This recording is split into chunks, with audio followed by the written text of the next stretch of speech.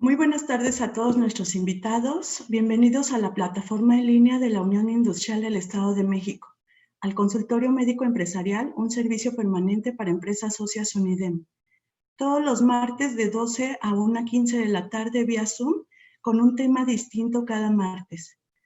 Hoy, 27 de octubre, en este séptimo encuentro del Consultorio Médico Empresarial, tendremos el tema Hablemos del rebrote COVID-19. Para ello, les pedimos a todos nuestros asistentes poder tener su micrófono cerrado durante la conferencia. Las dudas técnicas, así como las preguntas para nuestros expositores, podrán ser escritas en el chat de esta plataforma, las cuales serán atendidas con mucho gusto. De acuerdo a nuestra orden del día, tendremos la bienvenida, la participación de nuestros expositores, la sesión de preguntas y respuestas y la clausura a la 1:15 de la tarde. Gracias a nuestra mesa directiva de la Unión Industrial del Estado de México, Conservas La Costeña, Grupo Jumex, Fábrica de Jabón La Corona, Envases Jalostoc, Envases Cuevas y Restaurante La Mansión. A los presidentes de las diferentes comisiones, el equipo staff de la UNIDEM y todas las empresas que nos acompañan en este formato de conferencias cortas en servicio permanente, creado a petición de ustedes. Sean todos bienvenidos quienes nos acompañan por las 3 plataformas vía Zoom, Microsoft Teams y Facebook. Iniciamos con el tema de hoy. Hablemos del rebrote de COVID-19, para lo cual presento con mucho gusto a nuestros expositores.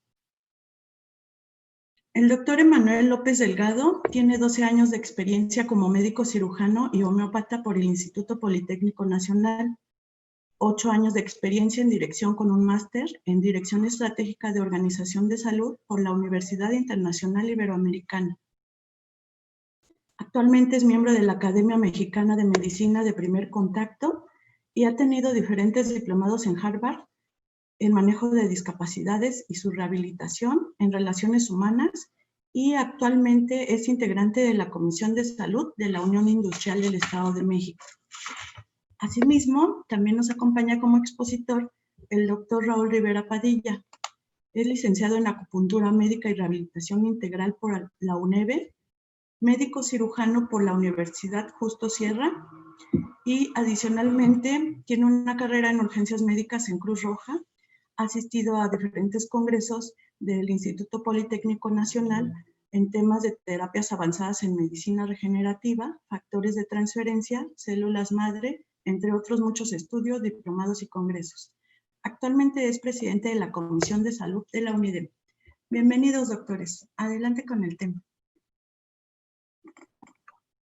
Hola, buenas tardes. Gracias, Angie. Bueno, pues el día de hoy vamos a darle continuidad a los temas que hemos estado abordando en estas sesiones semana tras semana. Y el día de hoy vamos a tocar un tema, pues que en las últimas semanas ha estado bastante en boca de todos, ¿no? En medios digitales, en medios masivos, que es el tema del rebrote de COVID. Pero para poder ahondar un poquito hacia lo que es o no el rebrote, debemos conocer un poco de historia. Esta primera parte vamos a abordar 3 puntos: antecedentes generales, lo que es el COVID en México y lo que consideraríamos como el concepto o la instalación de un rebrote de manera formal. Vamos a irnos un poquito hacia la historia en tema de antecedentes. Pues bien dice la historia, ¿no? La vida. El que no conoce la historia y su historia está condenado a repetirla. Y en tema de enfermedades funciona exactamente igual. Por lo tanto, esta primera parte va a ser un poquito más teórica de lo que hemos venido abordando para poder saber, pues, de dónde venimos. El nuevo coronavirus 2019. Inicialmente este virus se denominó de manera temporal como 2019 Novel Coronavirus o 2019 nCoV. El Nobel no es por el premio Nobel, el Nobel es por novedoso o nuevo, ¿no? Esa fue la nomenclatura que en su momento, en el año pasado, se usó para la definición de este virus. Hasta ese momento de la historia se conocían ya varios cepas de coronavirus. El coronavirus no es el COVID-19 no es único, pertenece a una familia de virus. Hay ya 36 tipos de coronavirus pues detectados alrededor del mundo. Esta es un grupo de virus, esta familia de esta característica de virus, pues infecta a distintas especies, tanto animales como humanos. Tiene una característica de una cadena de ARN positiva y una cadena simple. Eso es lo que genera su característica.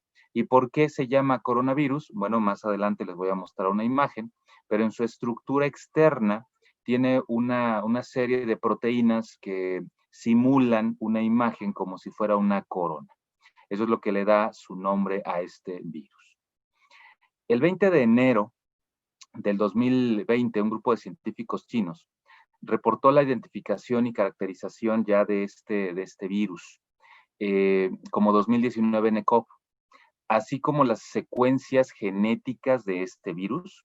Y lo que encontraron en ese desglose genético fue que el 79.6% del genoma de ese nuevo virus que estaban estudiando era compatible en un 79.6% con el virus del SARS que afectó en el 2002-2003, o sea, 18 años antes, justo también en una provincia en China, en un tema de enfermedad bastante severo. Lo conocemos todos como SARS, que fue en el 2002-2003. Entonces, este nuevo coronavirus en estos estudios, pues tiene una semejanza bastante interesante, bastante grande con este virus, pero se trata de otro virus, no es el mismo, ni una mutación, es una cepa distinta. En los días posteriores a enero, ¿no? a estos estudios que se estuvieron realizando a principios de este año, pues el grupo de estudio que se conformó a nivel internacional, que se dedica a la taxonomía de los virus y de clasificarlos y nombrarlos, pues bueno, empiezan a hacer todo este estudio y lo asocian con la familia de coronavirus. Tiene una semejanza muy, muy cercana al virus SARS, por lo tanto, se designa formalmente en esos días, en enero, como SARS-CoV-2. Es decir, el virus tiene una semejanza muy grande con el SARS, pertenece a la familia de coronavirus, pero es el segundo en su especie, en su familia, que genera este grado de infección a los seres humanos. El COVID-19 es un acrónimo que hemos estado utilizando nosotros y es derivado del inglés, ¿no? De la enfermedad nombrada en inglés, pues de ahí viene COVID-19. ¿Por qué? Porque los primeros casos reportados fueron en el 2019. Entonces, cualquiera de las dos nomenclaturas que utilicemos, ya sea SARS-CoV-2 o COVID-19, es correcto para este virus que nos está afectando a nivel mundial desde el año pasado.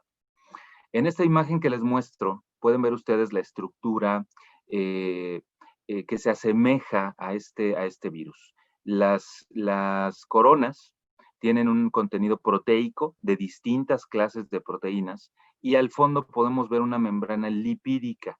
Me voy a adelantar un poco, pero quiero que entendamos desde aquí por qué el uso de gel, de alcohol en gel y el uso de lavado de manos son dos de las herramientas, no las únicas, pero dos muy importantes que hacen que el virus se inactive.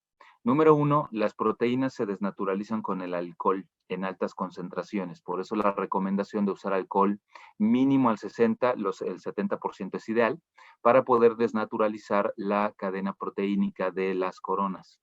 Y el jabón, es decir, cualquier jabón, en un lavado de manos eficiente, puede destruir la membrana lipídica del virus. Es por eso que el uso frecuente de alcohol en gel y el lavado frecuente de manos hace que el virus se inactive y se destruya. Por lo tanto, siguen siendo dos de las acciones más importantes que podemos tomar para la inactividad de este virus. Como parte de los antecedentes, bueno, pues entre el 18 de diciembre y el 29 de diciembre del año pasado, se reportan en Wuhan, China, los primeros 5 casos positivos de este nuevo virus. Hay reportes no documentados de que hubo casos previos a estas fechas, pero mientras no haya habido un diagnóstico, mientras no ha habido una certeza, pues la fecha está en este rango del 18 al 29 de diciembre. De estos 5, los 5 fueron hospitalizados por un síndrome de distrés respiratorio, es decir, dificultad respiratoria, y uno de ellos falleció. Es decir, sí fue muy notorio el tipo de agravamiento que surgió, y eso fue lo que llamó la atención de los investigadores chinos en ese momento.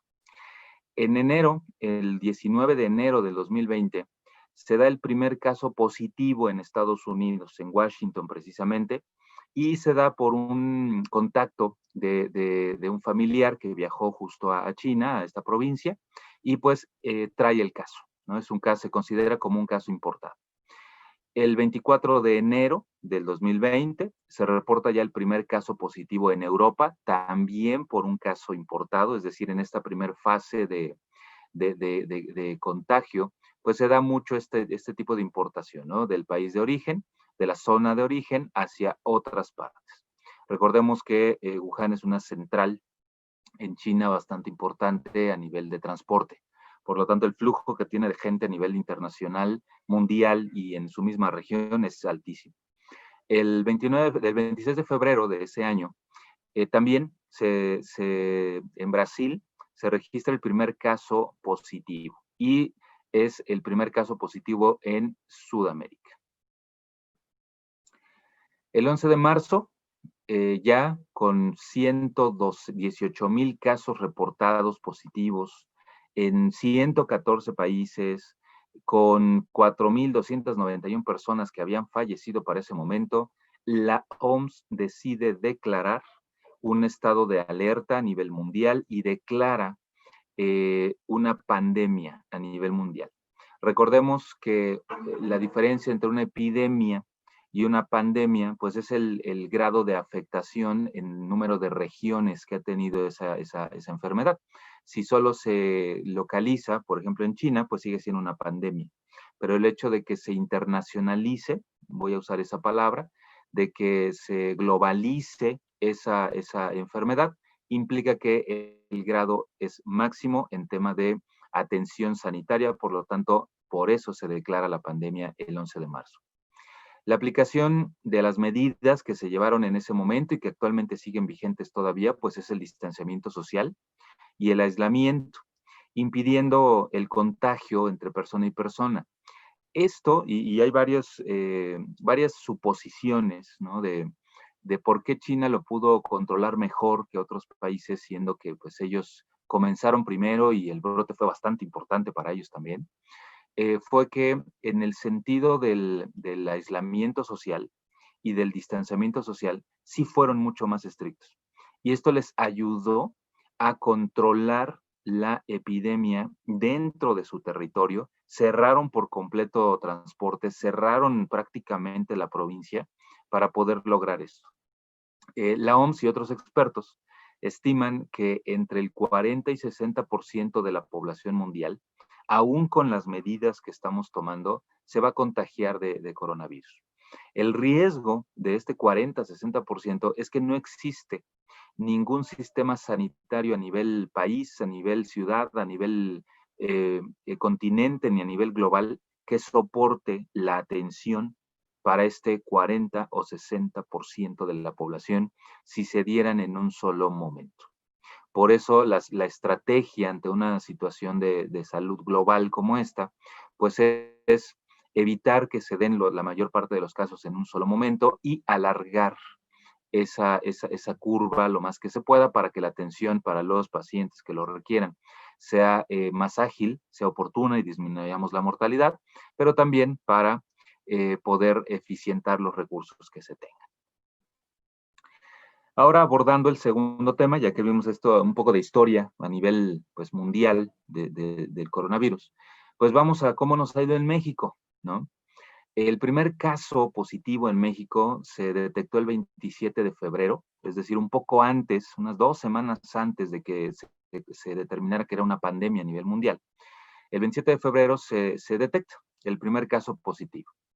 Es decir, desde ese momento al abril, más o menos, después de ese primer diagnóstico, el número de pacientes positivos aumentó exponencialmente en nuestro país.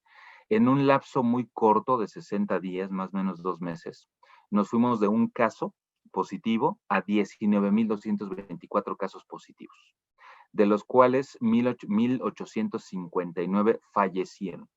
Es decir, tenían una confirmación diagnóstica. Aquí no entran los casos que no están registrados, los casos que no fueron, que no se realizaron pruebas o que quedaron solo como sospechosos. Aquí no entran. Eso nos da una tasa de mortalidad en México del 9,67%. Significa que por cada 10 casos, por cada 100 casos positivos confirmados, 9,6 de esos pacientes que llegan a un estado crítico, pues tienen la gran posibilidad de fallecer. La mayoría de los casos en México se ubican y se ubicaron todavía en la Ciudad de México. La edad promedio de infecciones en México, en la ciudad específicamente, es de 46 años. Tenemos rangos que van desde 30 años hasta 59 años. Pero si se dan cuenta, la población es relativamente joven en México en tema de contagio. En otros países la media supera los 55 años, pero en nuestro país es una edad relativamente joven. En ese rango está la mayor parte de los contagiados. Prevalece un poco más en hombres, no nos va tan bien, 58,18% a hombres versus 41,82% en mujeres. La diferencia no es por un tema de hormonal, por un tema de sexo, es más por un tema de movilidad, porque en nuestro país sí, efectivamente, los hombres son los que más usan transporte público, los que más llegan a movilizarse. Tampoco digo que sea mucho, simplemente es una variante a nivel proporcional, que es lo que explica este porcentaje. Y entre los pacientes fallecidos encontramos que sí o sí tienen la mayor probabilidad de fallecimiento quienes tienen una o más comorbilidades. Es decir, que de ese 9,67% de pacientes que en su momento, ahorita doy un dato más actual, pero en su momento fallecieron, tenían la mayor parte de ellos, hablo de más o menos un 80-90% de ellos, tenía una enfermedad secundaria, como hipertensión, diabetes y obesidad. ¿Qué significa eso? Y por eso lo hemos abordado en temas anteriores, que no es que el virus sea mortal, significa que su asociación con otra enfermedad crónico-degenerativa que no esté controlada es lo que aumenta la letalidad. Como comparativo, para que veamos cómo estamos con respecto al mundo, en China se originó este virus. Ellos cursaron con la misma sorpresa que muchos países, y principalmente ellos, porque antes de ellos no había nadie que lo hubiera documentado. En sus primeros 64 días, en China hubo 80,304 casos positivos. Nosotros en esos 64 días tuvimos 19,224 casos, es decir, muchos miles de casos menos que ellos. Pero su tasa de mortalidad en esos 64 días fue de 3,66%. ¿Qué significa? Que nosotros, con menos casos positivos, tuvimos prácticamente 3 veces más la mortalidad que tuvo China en su momento, en esos primeros 64 días. ¿Por qué pasó esto y por qué está pasando? Porque es una realidad. Porque en México, desafortunadamente, el esquema de salud pública en tema de control de enfermedades crónico-degenerativas no es tan eficiente como quisiéramos. Y esto lo evidencia simplemente. El hecho de que tengamos pacientes hipertensos, diabéticos y obesos sin control, que no están siendo vigilados, eso es lo que aumenta esa prevalencia. Por eso tenemos una mortalidad de las más altas en el mundo. Y esto pues se deriva de la salud pública. El 26 de octubre, es decir, ayer, estamos en la semana 42 epidemiológica del año, ¿no? Cada semana calendario se mide epidemiológicamente también y corresponde a la semana 42. Pero en tema de pandemia, en tema de desde ese primer brote, vamos en la semana 34, a partir de ese día de febrero, pues vamos 34 semanas después de que esto ha iniciado. Y hasta el día de ayer tenemos 895,326 casos positivos en todo el país, de los cuales 89,171 han fallecido desafortunadamente. Al día de ayer tenemos una mortalidad, una tasa de mortalidad del 9.95%, es decir, ligeramente más arriba de lo que empezamos en enero. Repito, la causa es el descontrol metabólico que tenemos de otras enfermedades. Y su asociación con el COVID, pues, lo hace letal. Se han estudiado a la fecha en nuestro país 2,301,629 pacientes sintomáticos, es decir, cumplían con todos los criterios para un caso sospechoso, y se les han hecho a esos 2 millones y piquito una prueba por PCR para confirmar el diagnóstico, de los cuales 1,078,072 fueron positivos, el resto fueron negativos. Eso significa que el 46.8%, vamos a redondearlo en números, de cada 10 pacientes que tengan síntomas sugestivos muy probables de coronavirus, prácticamente la mitad de ellos van a ser positivos. Hagamos o no hagamos una prueba. Ese número de pruebas que se han hecho en estas 34 semanas de 2 millones, la realidad es que es muy poco, ¿no? Hablamos de una población de muchos millones en nuestro país. 2 millones realmente es poco, pero pues es el alcance que podemos tener entre el sector público, sector privado, pero nos da ya un valor bastante real para poder medir esta prevalencia.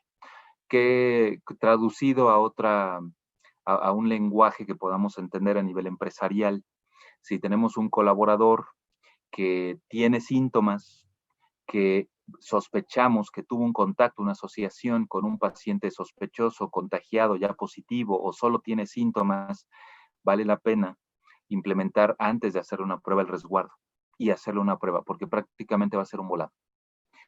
Puede tenerlo con el 50% de la probabilidad, pero si sí lo tiene, puede generarnos un brote interno. Si no lo tiene, en 3 días tenemos una prueba, tenemos un resultado, confirmamos que fue negativo y con toda tranquilidad podemos reincorporarlo para no tener ningún riesgo dentro de la organización.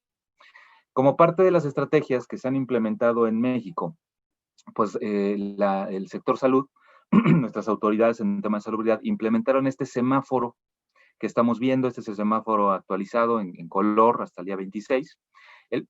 El cual nos cataloga pues cada estado en un color, que va en un semáforo que va desde el verde hasta el rojo. Rojo pues es máximo riesgo y el verde pues es riesgo bajo. No significa que no haya riesgo. Ojo con esto, el verde no significa ni significará cuando lleguemos que ya no hay casos positivos, que no están surgiendo casos positivos. Significará que el riesgo es bajo. Ojo con esto, ¿sale? Actualmente solo hay un estado que está en riesgo bajo, el resto está en riesgo medio, en amarillo, pero todavía tenemos un volumen alto en riesgo alto, que es el semáforo naranja, y recientemente se incorporó ya un estado que migró otra vez a ser rojo, y ahorita les hago más datos, pero hay otros estados que están en riesgo de volver a un riesgo máximo en semáforo rojo. Es decir, el valor que nos da este calendario, pues es ir midiendo cómo está la zona en la que estamos, ¿no? En nuestro caso estamos en Ciudad de México, Estado de México, pero pues nos sirve de mucho saber en dónde está cada estado, porque pues hacemos conexiones, tenemos clientes, tenemos negocios en otras zonas, y es importante que sepamos con quién estamos trabajando y en tema de riesgo. En traducción bastante esquemática, les muestro esta pequeña tablita. Arriba verán los semáforos, ¿no? El rojo, naranja, amarillo, verde. Y en la primera fila verán en primera columna, perdón, verán las actividades.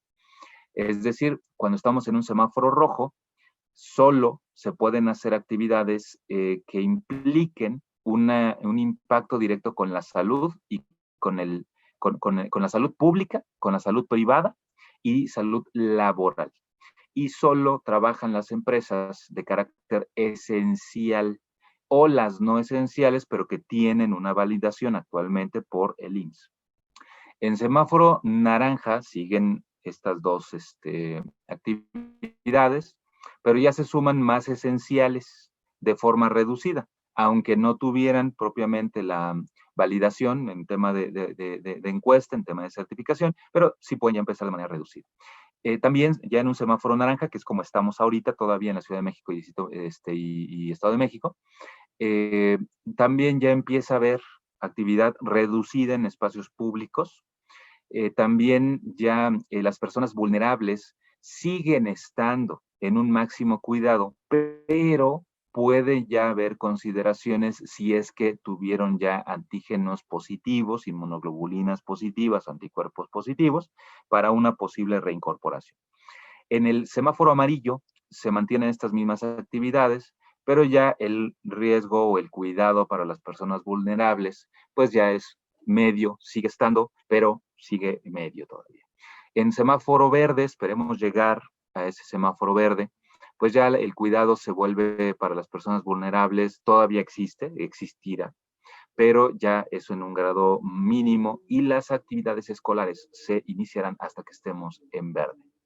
Repito, estar en verde no significa que ya no hay casos positivos, que no están apareciendo nuevos casos, significa que el riesgo es bajo. La Secretaría de Salud nos dotó, ¿no?, de 6 carteles para el público en general. Existen muchos. Los invito a consultar, si no han tenido la oportunidad, las páginas de la Secretaría. Cada tipo de empresa, cada área tiene pues esta información ya bastante tropicalizada para lo que cada giro está desempeñando. Les voy a mostrar solamente de manera general las 6 que se documentaron para el público en general, es decir, para cualquiera de nosotros, estando en cualquier parte.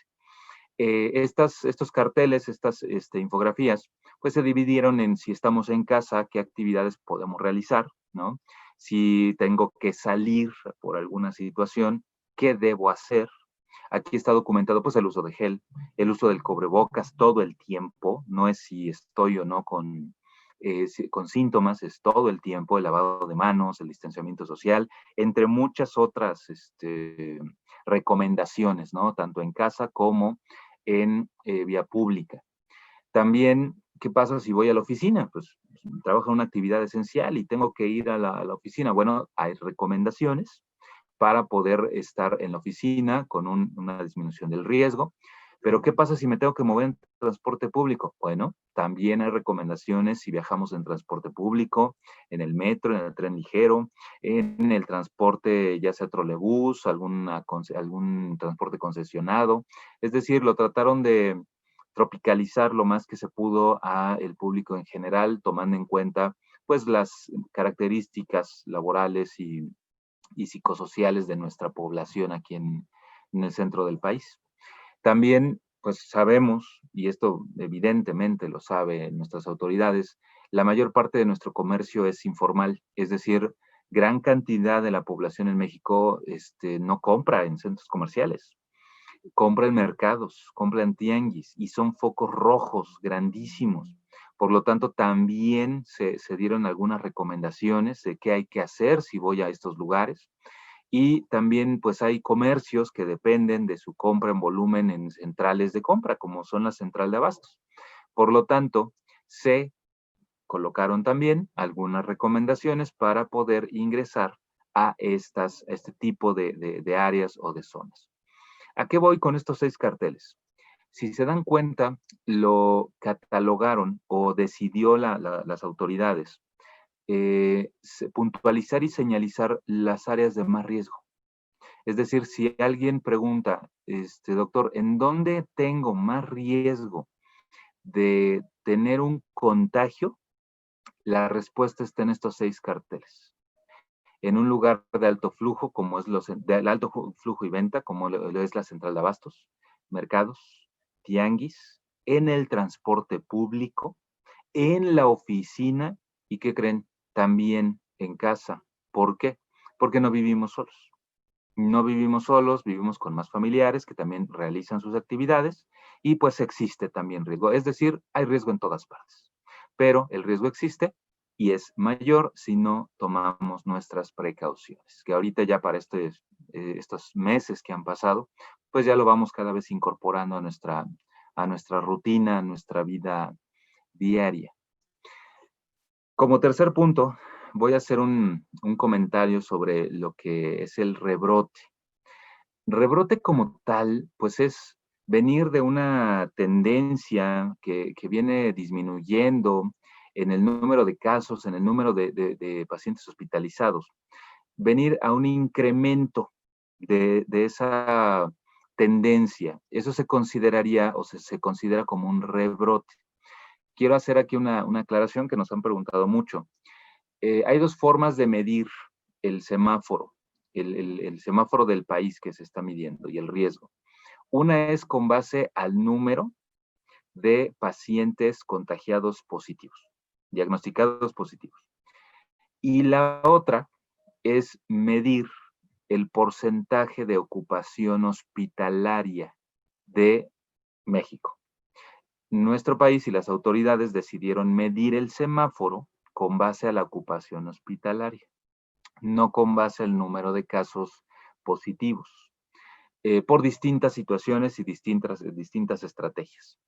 Por lo tanto, el rebrote se mediría no en el incremento de casos positivos, se mide en el aumento de esta ocupación hospitalaria. Es decir, si tengo 1,000 camas disponibles de terapia intensiva para poder atender este tipo de pacientitos y estoy a un 40% de capacidad, bueno, pues tengo el 60% disponible para lo que se llegue a necesitar. Si mi tendencia es ir bajando semana tras semana, pues para el siguiente semana tengo 39% de cobertura, de ocupación, luego 38, luego 37, pues significa que la tendencia es hacia la baja, independientemente, repito, de que el número de casos siga subiendo. Esto es un enfoque de métrica nada más. Pero si mi tendencia del 40% de mi ocupación hospitalaria sube la siguiente semana 41, la siguiente semana 42, la siguiente semana 43, aguas. La tendencia de ocupación hospitalaria está subiendo y sí o sí va a tener, viene de un reflejo directo en el aumento de casos y en la velocidad de aumento de casos. Eso es lo que formalizaría un rebrote. La tendencia de incremento de ocupación hospitalaria no solamente está ocurriendo en las últimas semanas en la Ciudad de México.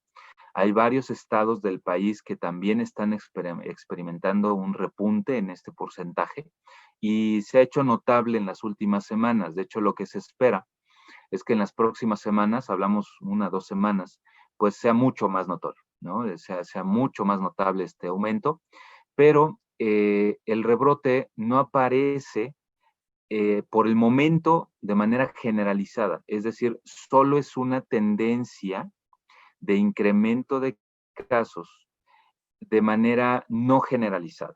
Es decir, de todos los estados de nuestro país hay 20 entidades, 20 estados que siguen mostrando un descenso, pero hay 8 entidades que están mostrando un ascenso en esta tendencia. Desafortunadamente, la Ciudad de México y el Estado de México están dentro de estos 8. Y 4 están estables. Es decir, no suben ni bajan, se mantienen en su misma tendencia. Más casos, igual pacientes hospitalizados, salen unos, entran otros, pero se mantiene esa tendencia. Entonces, esto es lo que prende ese foco rojo. Lo que prende esa alerta de, a ver, está aumentando la tendencia de casos hospitalizados en nuestra entidad. Por lo tanto, pues hay la posibilidad de volver a un foco rojo, ¿ok? No significa un rebrote que ya no haya casos. Quiero ser muy claro en eso, ¿no? No hemos llegado a 0 casos, a 0 diagnósticos positivos o a 0 defunciones. Seguimos todavía presentando eso, pero el rebrote significa que haya un incremento de esos números y un revertimiento de esa tendencia.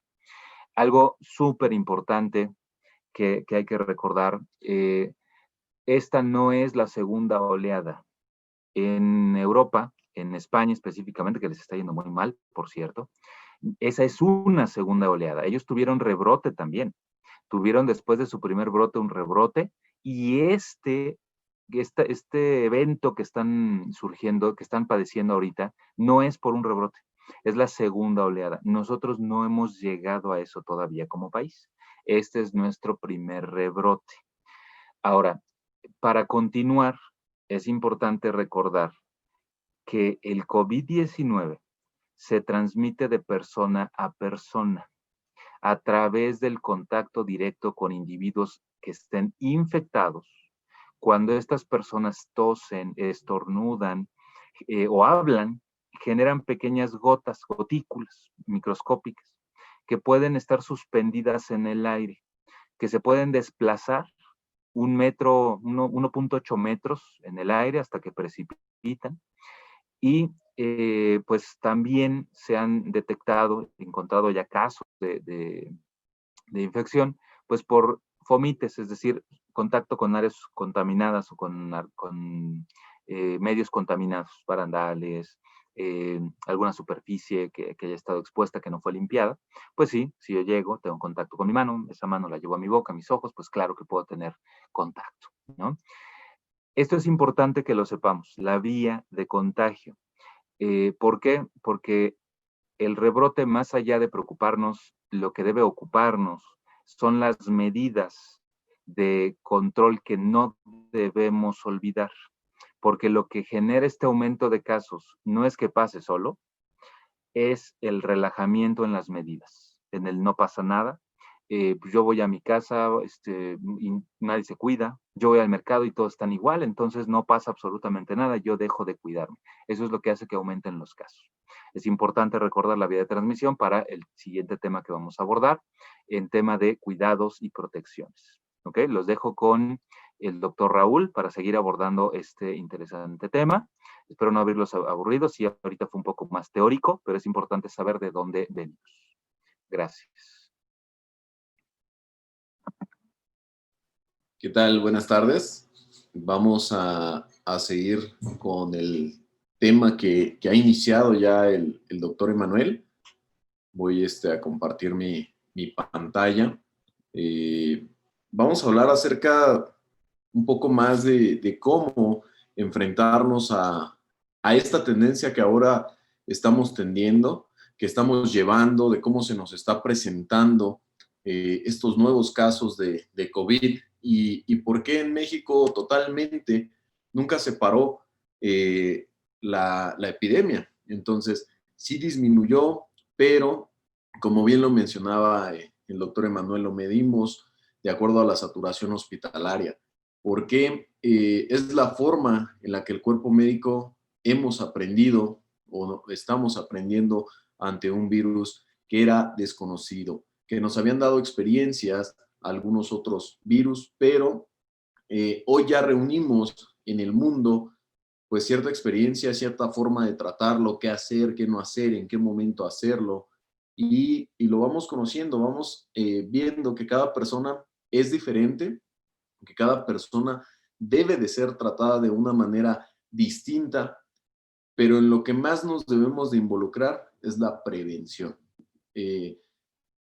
La Universidad de China, en Beijing, nos ha dicho que pues no ha habido todavía una forma total para controlarlo, erradicarlo en el mundo. Algunos criterios, incluso de Japón, nos dice que una vacuna viable tardará alrededor de 1.5 años, 2 años, en lo que se hacen pruebas, en lo que se empieza a inmunizar población, en lo que se obtienen más datos del virus y de la vacuna. Entonces, ante tal situación, pues hoy sí nos enfrentamos a una alerta sanitaria bastante contundente, que incluso, si ustedes recuerdan, en algunas sesiones pasadas del doctor Gatell ha mencionado que pueda presentarse rebrote. Como tal, no lo ha dicho, ya estamos en un rebrote, pero eso lo ha determinado de que sí podemos presentar un rebrote, incluso el cambio de los semáforos, las estrategias que se están tomando para no paralizar a la comunidad. Entonces, esas estrategias que se han tomado, pues prácticamente es para que la economía tampoco se detenga. Pero como dato, la mayoría de esas decisiones se consultan los miércoles de manera interna en la Secretaría, en todas las secretarías involucradas.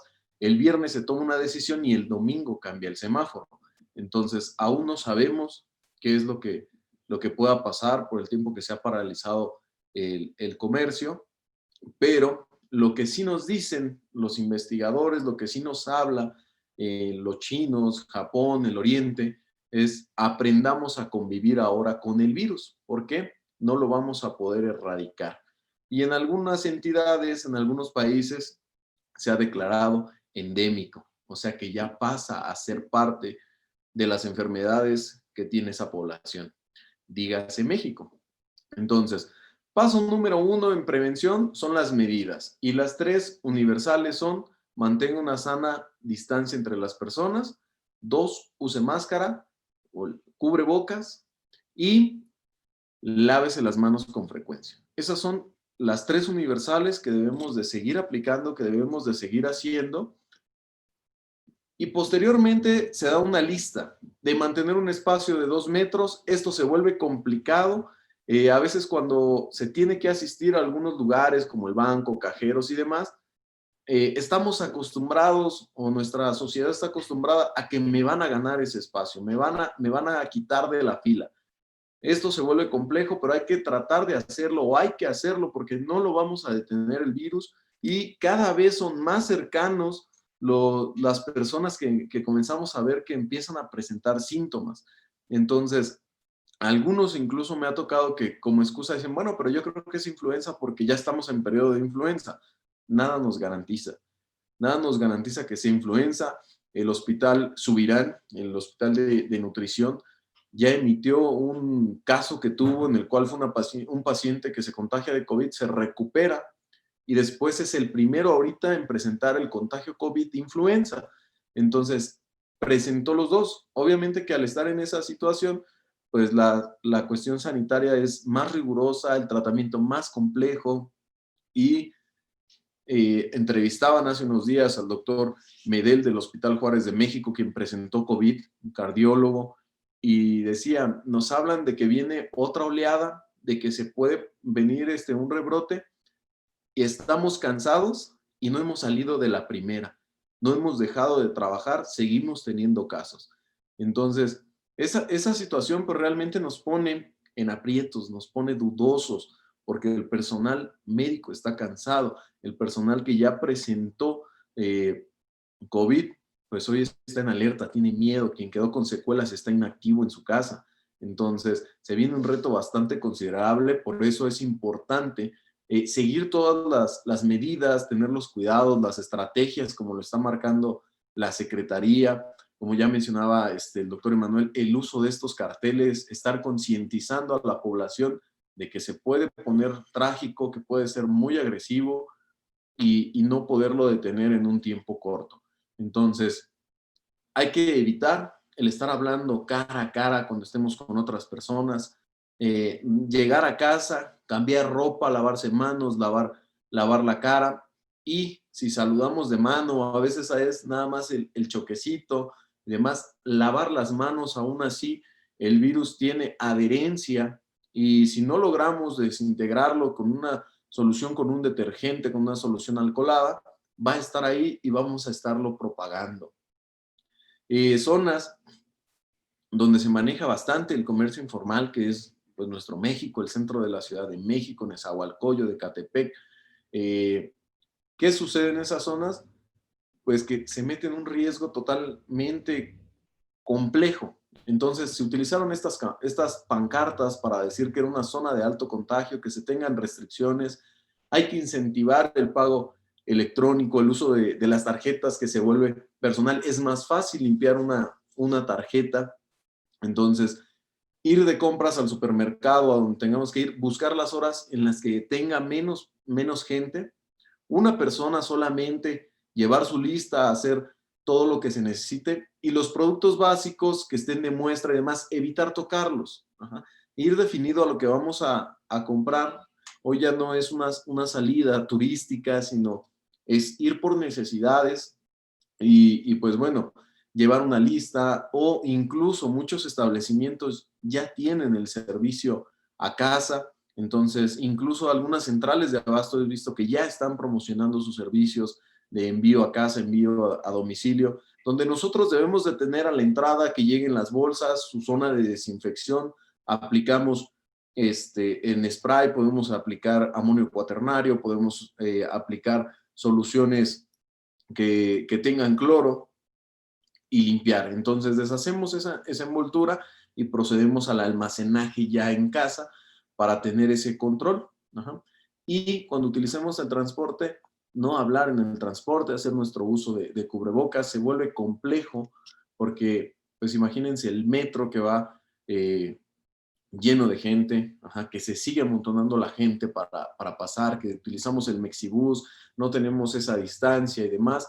Sí tenemos que tomar estrategias, no nada más por nosotros, porque si llegamos a casa tenemos personal vulnerable que se nos puede enfermar, y que cada vez, mientras no tengamos un método para dar tratamiento efectivo, para prevenirlo con una vacuna o demás, pues se va a ir comportando de manera diferente, van a ir cambiando los signos, los síntomas, y llega el momento en el que pudo haber sido hasta otra enfermedad, pero por tener datos respiratorios tiene que atenderse primero en tiempo de pandemia como COVID.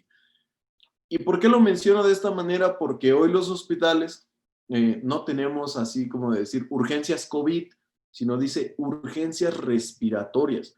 Y en urgencias respiratorias la orden es primero detectar sea o no sea COVID. Entonces, si llegamos, tenemos una situación de que fiebre, ponemos el oxímetro y hay una baja saturación, pase a la zona de urgencias respiratorias. Y los pacientes nos pueden decir, es que yo tengo EPOC porque he sido fumador desde hace mucho tiempo, o cocino con leña, o infinidad de cosas ya detectadas. La orden es, yo como médico en este momento no lo sé, no me garantiza nada, es una urgencia respiratoria, pasas al área respiratoria.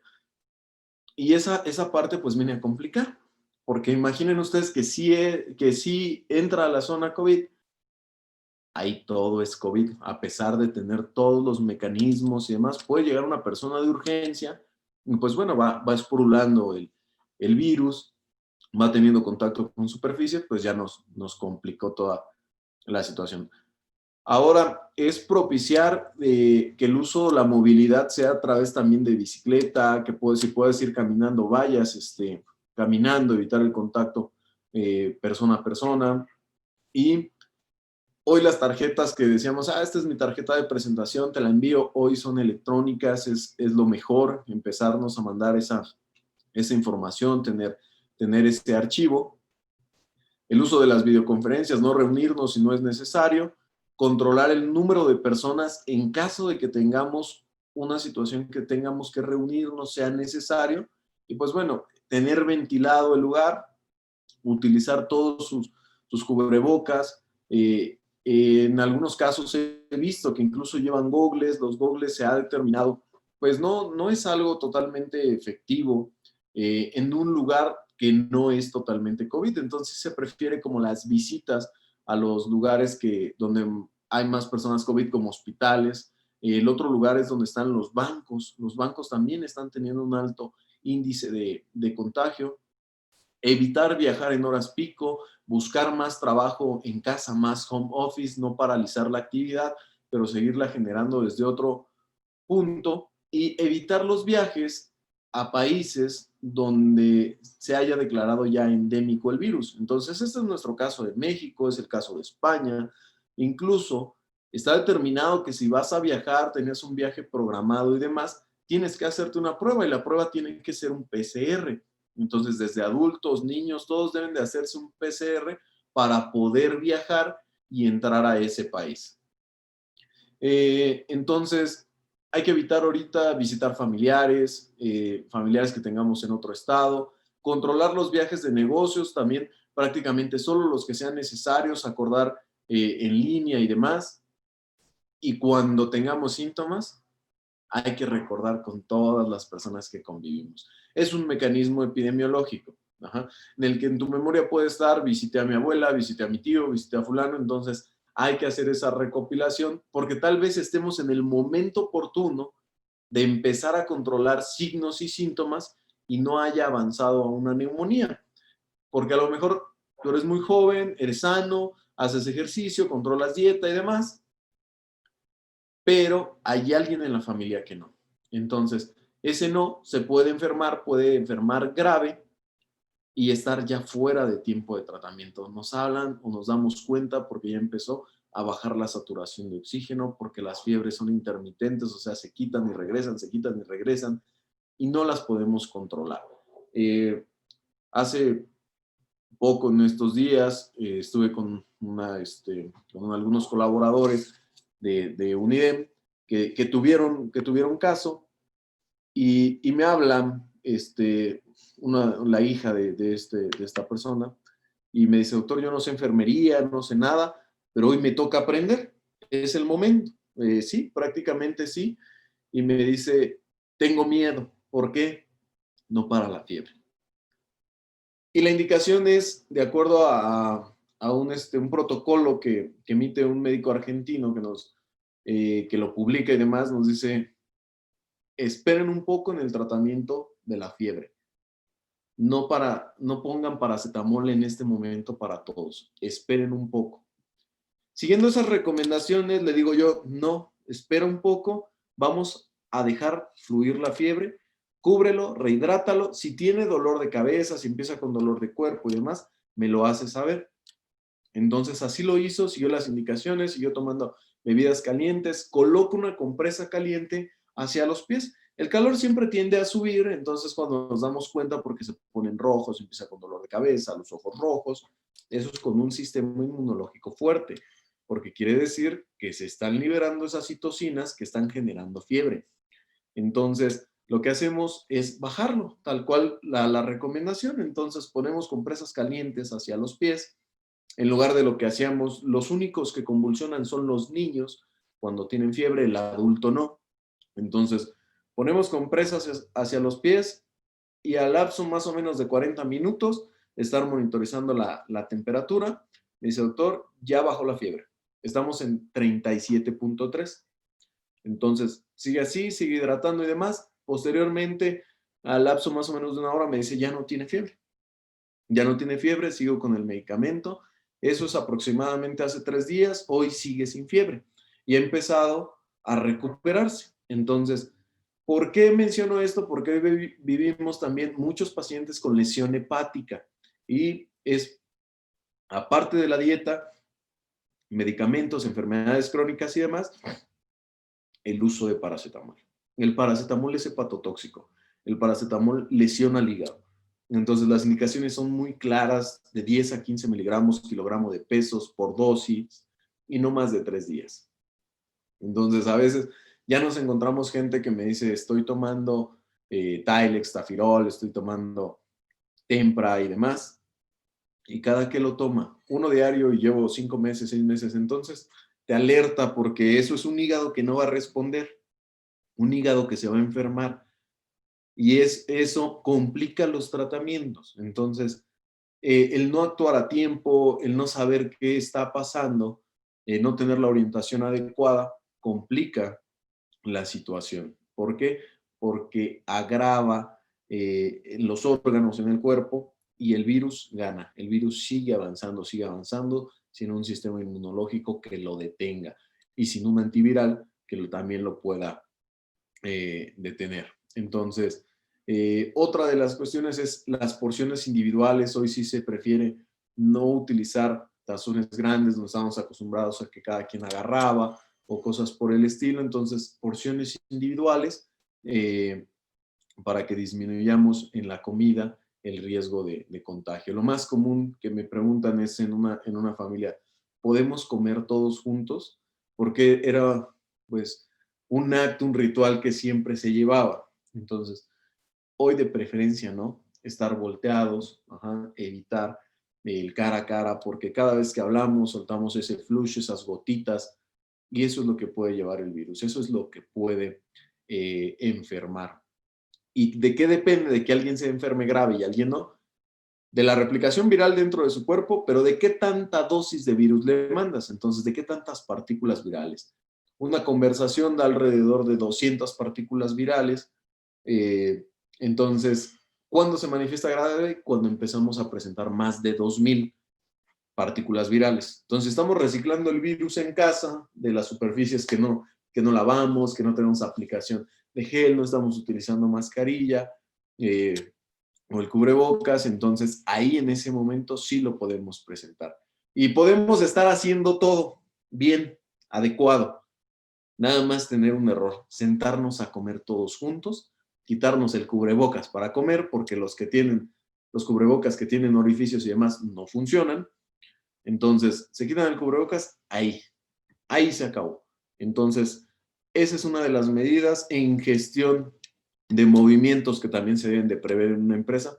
Hoy no puedes sacar un grupo todos a comer, vas a ir alternando los horarios. Y con eso se viene un cambio bastante importante porque hay que alternar los tiempos de trabajo también.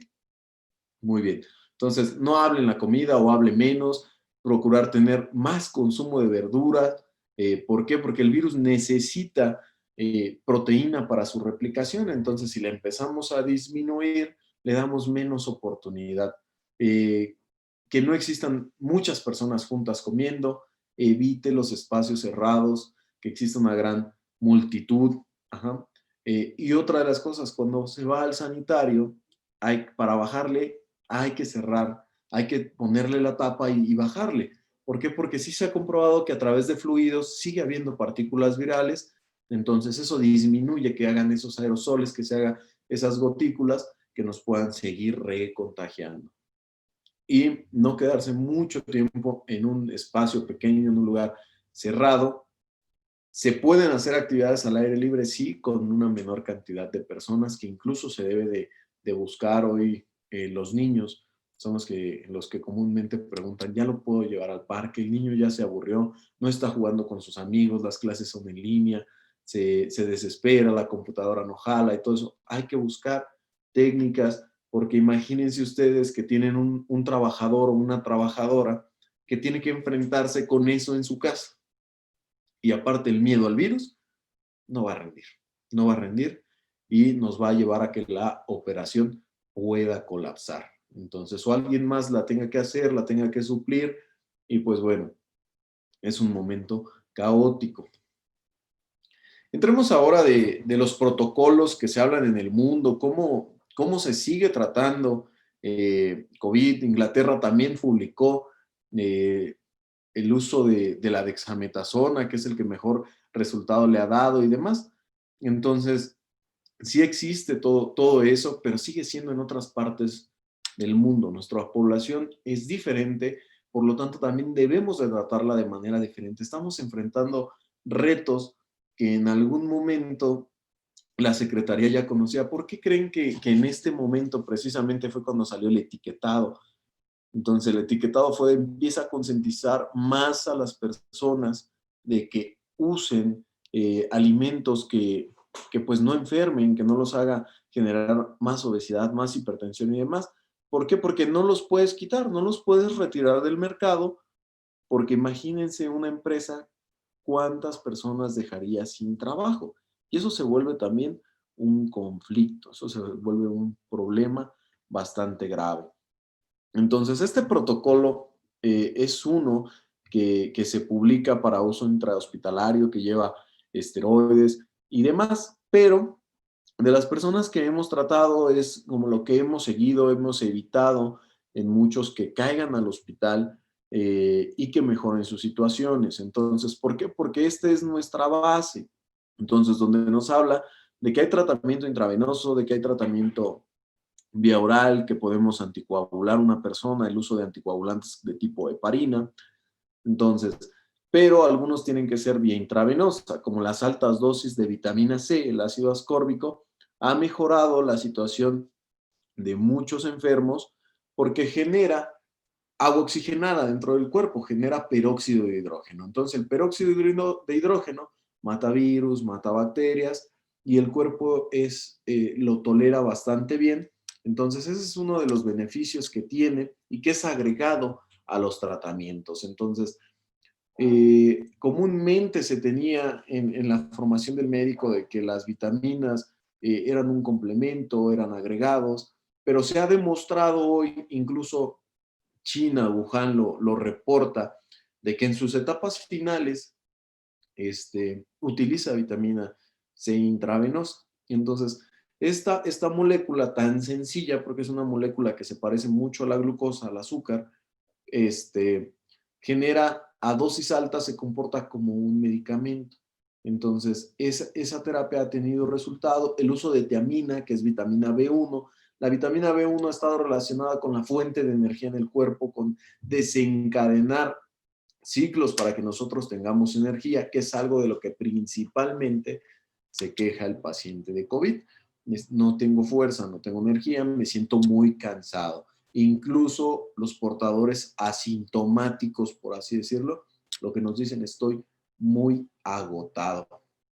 Y no para todos, pero hay a quienes sí tenemos que anticoagular, a quienes tenemos que ponerles anticoagulante previniendo que puedan agravar, que hagan una inflamación severa y esa inflamación sea tanto en los pulmones que no lo deje respirar y se complique.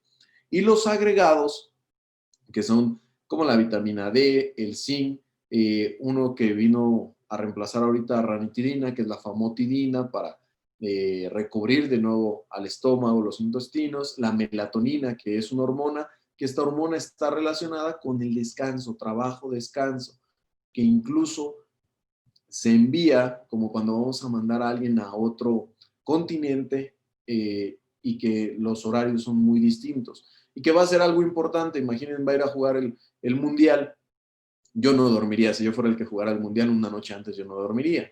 Entonces, eso lo sabe la medicina y sabe que debe de ser suplementado con melatonina y el magnesio. Hablamos de otros que tenemos alcance aquí en México, algunas otras terapéuticas como es el homeoferón, que es un interferón, es un interferón homeopatizado, que la dilución viene para que se presenten o no se presenten totalmente efectos secundarios, que se pueda utilizar entre niños, adultos mayores y el resultado sea de protección. Entonces, este tipo de tratamientos funcionan, son agregados, se vuelven preventivos a mejor condiciones de salud, es mejor la batalla, se tolera de una mejor manera. Seguimos con los factores de transferencia. Muchos dicen, bueno, ¿y por qué no están en farmacias y demás? Siguen en procesos de investigación, siguen en procesos de elaboración, hay muchas marcas y demás, pero podría decir al menos que funciona. ¿Por qué? Porque lo que hace es enviar información de un sistema inmunológico que desencadena una reacción y por su bajo peso molecular, o sea que es una partícula muy pequeña, logra entrar a la célula. Y al lograr entrar a la célula, interactúa con ella, que es lo que hace el virus. El virus entra a la célula e interactúa. Entonces, si ponemos otro estímulo, lo puede interferir y romper la secuencia viral. La vitamina C, como lo mencionaba, se debe de consumir. ¿Qué problema tenemos cuando mandamos vitamina C oral? Pues que esa vitamina C, las dosis nos pueden dar diarrea. Entonces, si tiene estreñimiento, pues qué bueno, pero si no, nos puede generar diarrea y puede ser incómodo, puede ser disgusto. Otro de los minerales que comúnmente se utilizan es el zinc. El zinc es muy importante, es un elemento que se llama traza porque ocupa muy poco, se ocupa muy poco, una dosis muy bajita para el cuerpo, pero volvemos a lo mismo, las dosis son las variaciones que tenemos, que pueda comportarse de otra manera, a dejar solamente de ser un suplemento o dejar de ser solo un nutriente. ¿Qué pasa con zinc? ¿Por qué lo tenemos que utilizar? Bueno, el zinc lo que hace es fortalecer al sistema inmunológico. El sistema inmunológico ataca un virus, ataca una bacteria y se muere.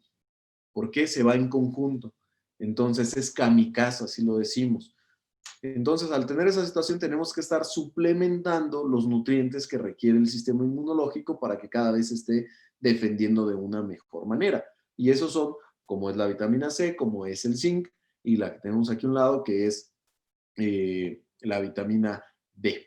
La vitamina D también, esta también se encuentra ya en artículos, también en evidencia de que es un inmunomodulador. Está haciendo esa función. Cuando baja el sistema inmunológico, le damos nutrientes, se vuelve a manifestar y es la forma en la que podemos luchar. Imagínense un ejército que vamos, alguien mata, pero también queda herido. Entonces necesitamos que los que vienen atrás sigan teniendo herramientas para luchar y eso lo hacemos con esa suplementación. La cúrcuma, hay un artículo muy interesante que nos dice que tiene potencial antiviral, que tiene potencial incluso antimicrobiano y es un excelente antiinflamatorio. Entonces, este nos funciona porque uno de los datos característicos es encontrar la inflamación. Entonces, todas las enfermedades, excepto una, cursan con inflamación. Y es la que no cursa con inflamación, son los priones, las vacas locas. Esa es la única que se ha comprobado que no cursa con inflamación. De ahí en fuera, todas las enfermedades, todas de cualquier índole, cursan con inflamación. Entonces, hay una etapa en medicina que decimos subclínica. Entonces, esa etapa es que no está presentando signos y síntomas, pero sabemos que está la enfermedad presente, como puedan ser casos de tiroides. Entonces, consumir un alimento que aparte tenga función antiinflamatoria es algo excelente. Es algo que nos va a ayudar a que cuando nos presentemos a una enfermedad, a una infección o algo, respondamos de una mejor manera. Otros agregados, como bien se los mencionaba de acuerdo al protocolo, pues es la melatonina, que es esta hormona ahí en 3 miligramos y en 5 miligramos. ¿Tiene contraindicaciones? Claro que sí, porque es una hormona. En diabéticos no se debe utilizar y cuando se utiliza debe de ser bien controlada. El médico debe de estar pendiente de que no esté ocasionando otro tipo de alteraciones. Pero otro de los datos que presenta el paciente, el enfermo de COVID, es que nos dicen no está durmiendo, se le fue el sueño. Y pueden presentarse muchísimas cosas. Yo creo que cuando te dicen tienes COVID, sería como decirte tienes SIDA, no tienes cáncer, porque mucha gente ha muerto de esto. Entonces, al tener eso causa mucho miedo, causa mucha incomodidad, creo que tampoco dormiría. Entonces, o la otra vertiente, te agotas y duermes, tienes hipersomnio. Entonces, regular esta situación es muy importante y para eso nos funciona también melatonina. Entonces, la melatonina se ha comprobado de que cuando tienes un mejor descanso, un mejor sueño, el sistema inmunológico se recupera y sigue atacando. La famotidina también se está utilizando, en los protocolos se está describiendo y es totalmente para control gastrointestinal. Entonces, este es como ranitidina. Entonces, nada más es ranitidina, pues no, el COFEPRIS no ha liberado, no ha dado nueva indicación, se dejó de utilizar y este es el que estamos utilizando, famotidina. Ha dado buen resultado y es importante también suplementarlo en el paciente con COVID. Puede ser agregado porque el consumo continuo de analgésicos, paracetamol, ibuprofeno, naproxeno, diclofenaco y demás, se llevan la mucosa gástrica, entonces empieza a generar gastritis, la irritan y debemos de tener un mecanismo que nos controle. Entre más cosas dejamos que aparezcan de una enfermedad, más difícil es luchar contra la infección por COVID. Entonces, eso es una cuestión importante. Viene el periodo invernal, influenza, otros resfriados como rinovirus y aparte COVID. Entonces, ¿qué debemos de hacer? Fortalecer nuestro sistema inmunológico, estar lo mejor posible, tener las medidas de seguridad para evitar el contagio. Y si me contagio, no se agrave y pueda llevar un control. Se ha hablado hoy de recontagio. ¿Existe el recontagio? Sí, sí existe. Hemos estado buscando medir que se encuentren anticuerpos en sangre. Hemos estado haciendo después de los PCRs estudios en sangre para saber si se pueden recontagiar o qué tanto tiempo tenemos ya con anticuerpos y cuándo se acabaron. porque ha habido diversos artículos de Brasil, de Estados Unidos, que nos han dicho que duran entre 4 a 6 meses la inmunidad que genera. No lo sabemos totalmente. He visto particularmente personas con enfermedades leves que no generaron anticuerpos. Entonces, y hemos visto de moderados a graves que sí generaron anticuerpos. Entonces, no tenemos todavía el tiempo para saber exactamente cuánto va a durar esa inmunidad, pero lo que sí sabemos seguramente es que debemos de seguirnos cuidando, de seguir fortaleciendo el sistema inmunológico para que si existiera un recontagio y demás, sean pocas partículas virales y pocos signos y síntomas. No lleguemos a la neumonía o a la insuficiencia respiratoria. Entonces, pues vamos a dejar aquí un momento para preguntas, datos que quieran que aclaremos. Y pues bueno, nosotros somos Medical Factor, contamos con unidades de ambulancias básicas, ambulancias terapia intensiva. Y pues estos son nuestros servicios, los datos de contacto. Y si es alguna duda en cuestión de consulta, en cuestión de personal COVID y demás, pues a sus órdenes estamos, el doctor Emanuel López, el doctor Raúl Rivera. Muchas gracias por su atención. Vamos a seguir abordando temas. En el siguiente nos acompañará la doctora Claudia Ramos, quien hablará de la atención dental en tiempo de COVID. Muchas gracias.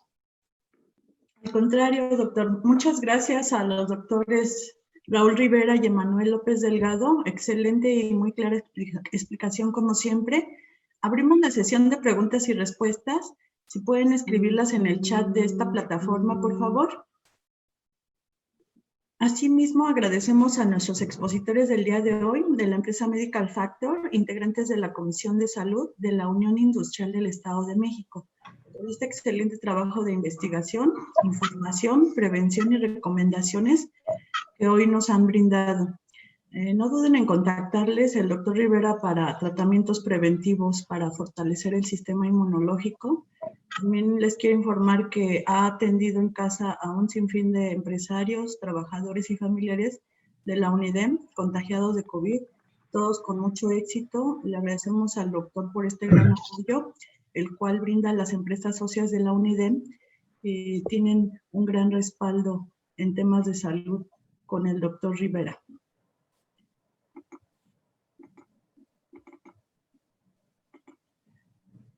Me parece que tenemos muchos agradecimientos, algunos aquí como de Sandra Nel, de Griselda González, gracias por el tema, muchas gracias, al contrario, gracias a ustedes por acompañarnos.